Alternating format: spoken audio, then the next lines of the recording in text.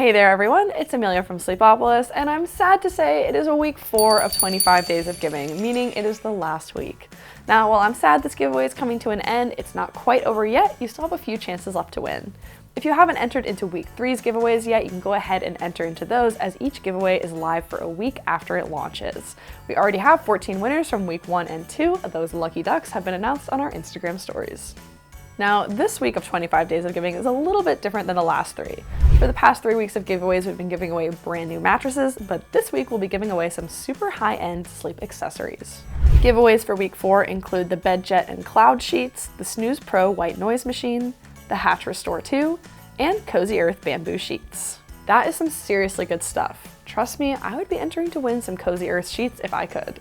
Lucky for you though, you can enter to win, so be sure to follow along on our Instagram page for all the updates about the giveaways going live, as well as the announcements of the winners, or you can head over to our hub page, which is linked in the description, which has all the information you need to enter to win. Best of luck with the rest of the giveaways, happy holidays, and happy 25 Days of Giving.